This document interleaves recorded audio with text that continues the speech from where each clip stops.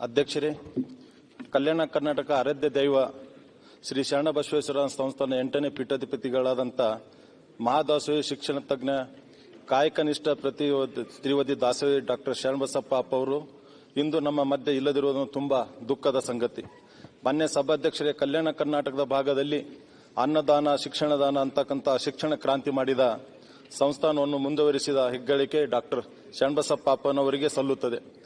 ಅಧ್ಯಕ್ಷ, 12ನೇ ಶತಮಾನದ ಶರಣರ ಆಶಯದಂತೆ ಮಹಿಳಾ ಸಮಾನ ಸಮಾಜವನ್ನು ನಿರ್ಮಿಸಲು ಶಿಕ್ಷಣದ ಅವಶ್ಯಕತೆ ಇರುವುದನ್ನು ಪರಿಗಣಿಸಿ ಮಹಿಳೆಯರಿಗೆ ಉತ್ತಮ ವಿದ್ಯಾಭ್ಯಾಸವನ್ನು ದೊರಕುವಂತೆ ಮಾಡಿರುವ ಹೆಗ್ಗಳಿಕೆ ಅಪ್ಪ ಅವರಿಗೆ ಸಲ್ಲುತ್ತದೆ.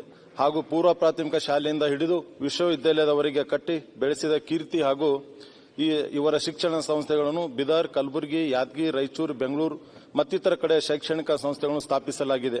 ಇವರು ಸುಮಾರು 50 ವರ್ಷಗಳ ಕಾಲ ಶಿಕ್ಷಣ ಹಾಗೂ ಸಮಾಜ ಸೇವೆಯಲ್ಲಿ ಸಲ್ಲಿಸಿರುತ್ತಾರೆ. ಹಾಗೂ 2003ರ ಅವರ ಅವಧಿಯಲ್ಲಿ ಅಜಾತ ಶತ್ರು ಭಾರತ ರತ್ನ ಶ್ರೀ ವಾಜಪೇಯಿಯವರ ಪ್ರಧಾನಮಂತ್ರಿ ಆದ ಅವಧಿಯಲ್ಲಿ ಮಾನವತವಾದಂತಹ ಶ್ರೀ ಜಗಜ್ಯೋತಿ ಬಸವೇಶ್ವರ ಪುತ್ಥಳಿಯನ್ನು ಸಂಸತ್ ಭವನದಲ್ಲಿ ಆವರಣದಲ್ಲಿ ಅನಾವರಣಗೊಳಿಸಿರುತ್ತಾರೆ.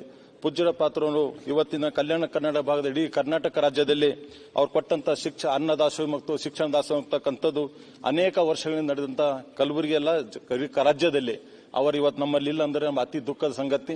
ಈ ಸಂತ ಪುರುಷನ ತಂದಕ್ಕೆ ಬೆಂಬಲಿಸಿ ನನ್ನ 2 ಮಾತುಗಳು